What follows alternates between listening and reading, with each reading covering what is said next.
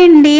ఈరోజు 2 నిమిషాల్లో తయారైపోయే evening snack అటుకుల ఉప్మా ఎలా తయారు చేయాలో చూసేద్దాము. ఈ అటుకుల ఉప్మా మధ్యప్రదేశ్, మహారాష్ట్ర, మా ఛత్తీస్గఢ్లో కూడా చాలా ఫేమస్ అండి. ఈవినింగ్ స్నాక్ గాను, మార్నింగ్ బ్రేక్ఫాస్ట్గా కూడా తింటారు. దీనికోసం ముందుగా మనం అటుకులు తీసుకుందాము. ఈ అటుకులు మార్కెట్లో ఈజీగా దొరికిపోతాయండి. నేనైతే బ్రేక్ఫాస్ట్ కోసమే ఇద్దరి కోసం చేస్తున్నానండి, అందుకని ఇన్ని తీసుకున్నాను. వీటిని మార్కెట్ నుంచి తెచ్చినప్పుడే క్లీన్ చేసి స్టోర్ చేసుకున్నానండి. ఇప్పుడు వీటిని ఒక 2-3 సార్లు కడిగేసుకోవాలి.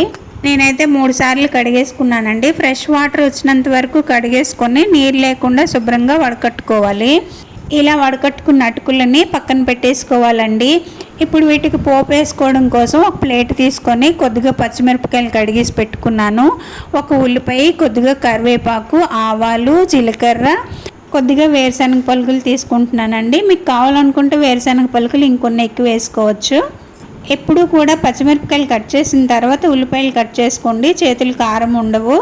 నేనైతే ఇక్కడ పచ్చిమిరపకాయలు లేతగా ఉన్నాయని ఎక్కువ తీసుకున్నానండి. మీకు కారం సరిపడా తీసుకోండి. ఉల్లిపాయలు అయితే ఇలా స్లైసెస్ లాగా కట్ చేసుకున్నాను. మీకు ఇష్టం వచ్చినట్టుగా కట్ చేసుకోండి. ఇప్పుడు ఒక కళాయి పెట్టేసుకోండి. ఇందులో కొద్దిగా నూనె వేసేసుకోండి. నూనె వేడైన తర్వాత ముందుగా వేరుశనగ పలుకులు వేసేసి కొద్దిగా వేగిన తర్వాత ఇవి తీసేయండి. ఈ వేసిన గుళ్ళు కొద్దిగా డార్క్ కలర్లో ఉన్నాయి కదా, అందుకని మాడిపోయినట్టు కనిపిస్తున్నాయి, కానీ మాడిపోలేదండి, కరెక్ట్గానే వేగాయి. ఇవి తీసేసిన తర్వాత ఇందులో కొద్దిగా ఆవాలు వేసుకోండి. ఆవాలు చిటపట్లు ఆడిన తర్వాత జీలకర్ర వేసుకోండి. వెంటనే ఉల్లిపాయ ముక్కలు వేసుకోండి, లేకపోతే జీలకర్ర మాడిపోతుంది. ఈ వెనకనే పచ్చిమిరపకాయలు వేసేసుకోండి. కొద్దిగా వేగిన తర్వాత కరివేపాకు వేసుకోండి.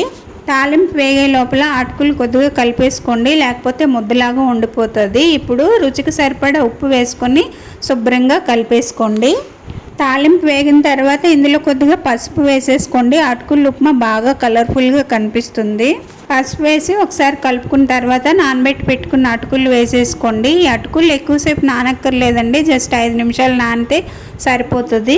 కొత్తిమీర వేసుకోవాలనుకుంటే ఇప్పుడైనా వేసుకోవచ్చు, లేదంటే పోపు వేగినప్పుడైనా వేసుకోవచ్చండి. మా ఇంట్లో కొత్తిమీర ఫ్లేవర్ నచ్చదు, అందుకని నేను వేయలేదు. ఇప్పుడు ఇందులో నిమ్మరసం పిండేసుకోండి. గింజలు లేకుండా చూసుకోండి, గింజలు ఉంటే చేదైపోతుంది. నేను ఇద్దరి కోసమే చేస్తున్నాను కాబట్టి 1/2 చెక్క నిమ్మరసం పిండుకున్నానండి. ఇప్పుడు మనం వేయించి పెట్టుకున్న పల్లీలను వేసుకోవాలండి. మార్కెట్లో సేవ్ బుజ్జి అని వస్తుందండి, అది ఇంట్లో ఉంటే కొద్దిగా వేసుకుంటే టేస్ట్ బాగుంటుంది, లేదంటే స్కిప్ చేసేయచ్చు. ఇప్పుడు సర్వింగ్ ప్లేట్స్లోనికి తీసుకొని కొద్దిగా సేవ్ బుజ్జి, అలాగే వేయించి పెట్టుకున్న పల్లీలు ఉంటే గార్నిషింగ్ వేసుకుంటే బాగుంటుంది. అలాగే ఒక నిమ్మచెక్క కూడా పక్కన పెట్టేస్తే కావాలనుకునే వాళ్ళు కొద్దిగా నిమ్మరసం పిండుకొని తింటారండి. ఎంతో సింపుల్గా తయారు చేసుకునే అటుకుల ఉప్మా మీరు కూడా ఒకసారి ట్రై చేయండి. వీడియో ఎలా ఉందో కామెంట్ చేసి చెప్పండి. నచ్చితే లైక్ చేసి షేర్ చేయండి. మళ్ళీ కలుద్దాం.